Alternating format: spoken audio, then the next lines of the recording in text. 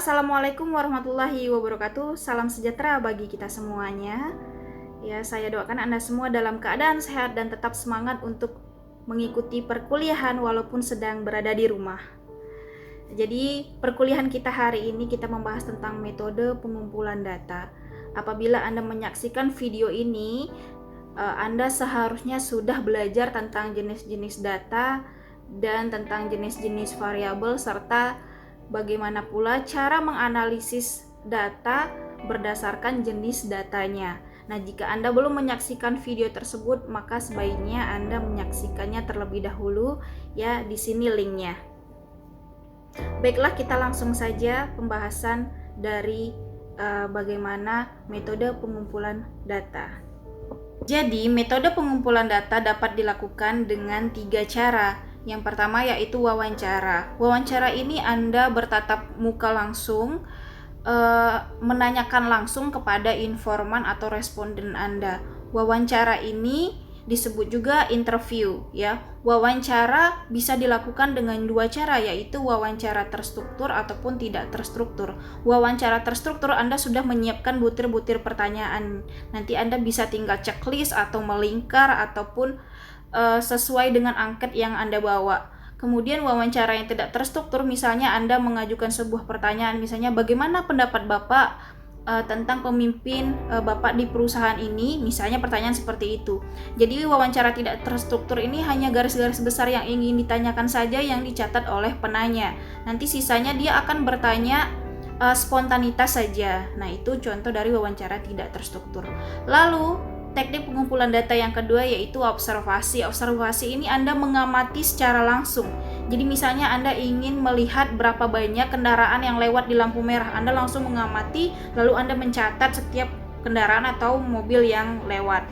Nah, itu dari observasi. Kemudian misalnya Anda langsung mengamati bagaimana cara belajar anak di kelas, itu namanya observasi.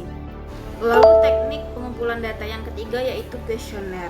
Nah, di sini ada tips prinsip penulisan kuesioner.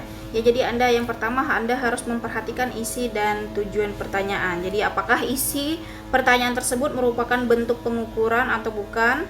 Kalau bentuk pengukuran, maka dalam membuat pertanyaan harus diteliti. Setiap pertanyaan harus menggunakan skala yang tepat dan jumlah itemnya mencukupi untuk mengukur variabel yang diteliti. Kemudian Anda harus memperhatikan bahasa yang digunakan. Bahasa yang digunakan hendaklah bahasa yang dimengerti oleh responden Anda. Nah, jadi apabila kuesioner Anda diperuntukkan untuk orang Indonesia, meskipun kuesioner itu berasal dari bahasa Inggris, Anda harus menerjemahkannya dulu ke dalam bahasa Indonesia agar kuesioner Anda dapat mengerti pertanyaan-pertanyaan Anda. Lalu Anda harus memperhatikan tipe dan bentuk pertanyaan. Tipe pertanyaan dalam angket ya dapat terbuka ataupun tertutup. Nah, jadi kalau misalnya di dalam wawancara itu contohnya seperti yang saya jelaskan tadi, yaitu terstruktur dan tidak terstruktur. Jadi kalau pertanyaan dari angket terbuka itu biasanya udah jelas nanti pertanyaannya, nanti respondennya itu tinggal milih A, B atau C atau D atau tinggal menandai atau checklist. Kalau misalnya bentuknya itu tertutup, itu biasanya pertanyaan-pertanyaan merupakan pendapat. Menurut Bapak, apakah pemimpin di tempat Bapak itu sudah adil dan apa? Misalnya nanti dia akan menjawab dalam bentuk deskripsi. Nah, itu kuesioner tertutup. Yang berikutnya, apabila Anda membuat kuesioner, Anda harus memperhatikan pertanyaannya. Jangan sampai pertanyaannya mendua ya. Anda saja tidak mau diduakan, apalagi pertanyaan kuesioner, nanti respondennya jadi bingung gitu. Ya, jadi pertanyaannya misalnya seperti ini. Bagaimana pendapat Anda tentang kualitas dan kecepatan pelayanan KTP? Nah, jika Anda perhatikan, maka pertanyaan itu sebenarnya yang pertama dia menanyakan kualitasnya, lalu yang kedua dia menanyakan kecepatan. Jadi sebaiknya pertanyaan itu dibagi menjadi 2 butir saja, jangan dijadikan satu pertanyaan. Jadi sebaiknya apakah bagaimana kualitas pelayanan KTP, itu pertanyaan pertama, lalu berikutnya bagaimanakah kecepatan pelayanan. Jadi jangan sampai menduakan pertanyaan. Lalu berikutnya tidak menanyakan yang sudah lupa. Misalnya Anda menanyakan tentang bagaimana kinerja para penguasa Indonesia 30 tahun yang lalu. Ya, menurut Anda bagaimana cara mengatasi krisis ekonomi saat ini? Ya, kecuali penelitian yang mengharapkan pendapat para ahli. Jadi kalau misalnya umur responden baru 25 tahun dan pendidikannya rendah, maka akan sulit untuk memberikan jawaban. Lalu jangan sampai menggunakan pertanyaan yang menggiring. Oke? Jadi pertanyaannya jangan sampai menggiring sebuah jawaban. Ini misalnya, bagaimanakah kalau bonus atau jasa pelayanan ditingkatkan? Ya otomatis orang akan menjawab sangat setuju gitu. Jadi itu bentuk menggiring pertanyaan. Lalu panjang pertanyaan. Jadi disarankan empirik jumlah pertanyaan yang memadai antara 20 sampai 30 pertanyaan. Ini menghindari apa? Jangan sampai respondennya menjadi jenuh. Misalnya Anda punya 3 variabel.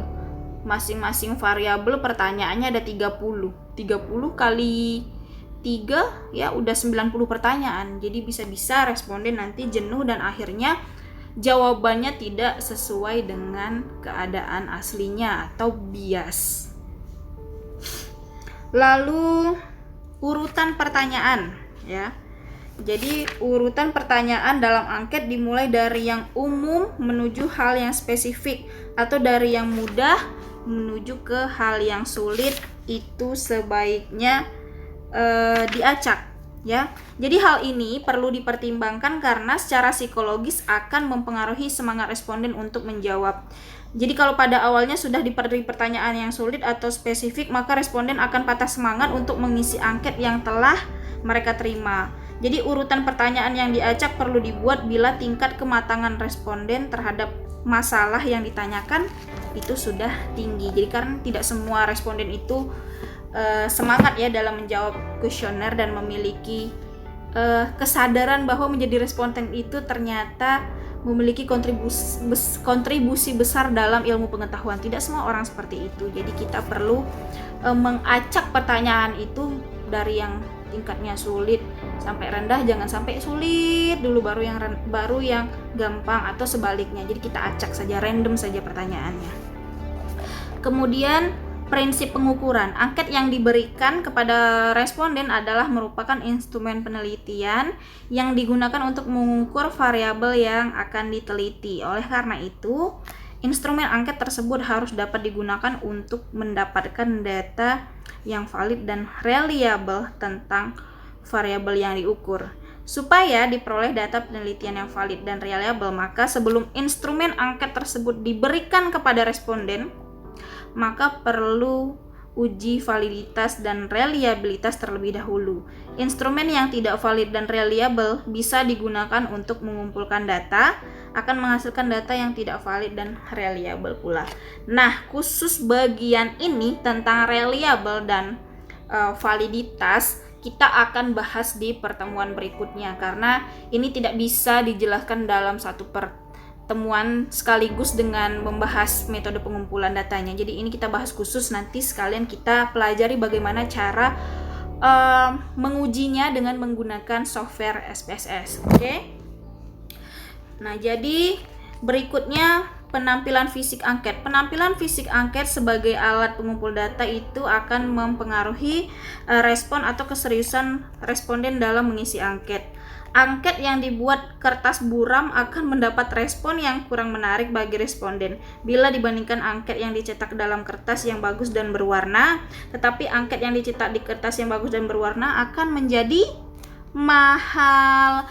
Jadi kalau Anda sekarang di zaman now masih mau pakai kertas, kalau saya sih saya adalah penganut paperless. Kalau bisa nggak usah pakai kertas, sudahlah murah ya, efisien pula menurut saya ya. Menurut saya lebih baik sekarang itu kita mengumpulkan data menggunakan online survei. Kita bisa pakai SurveyMonkey, kita bisa pakai Google Form.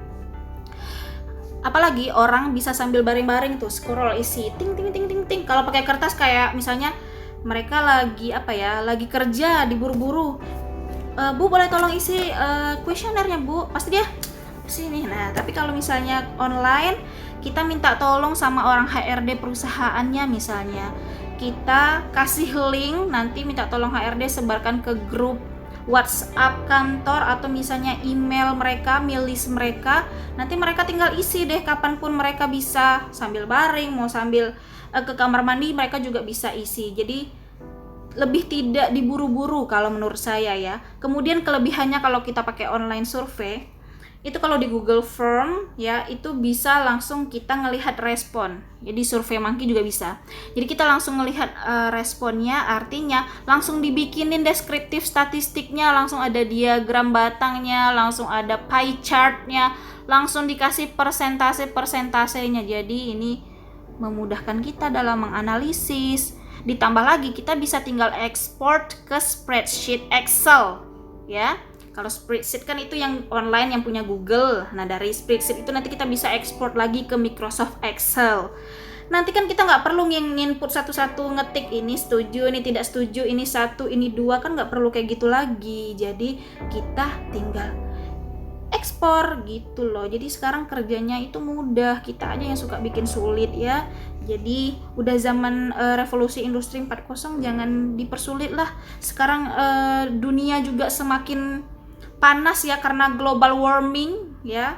Jadi lebih baik kita mengurangi produksi kertas, kita pakai online saja. Jadi misalnya walaupun kuesioner yang Anda dapatkan itu berasal dari bahasa Inggris, apabila kuesioner Anda itu akan disebarkan kepada orang Indonesia. Jadi apabila kuesioner Anda diperuntukkan untuk orang Indonesia, maka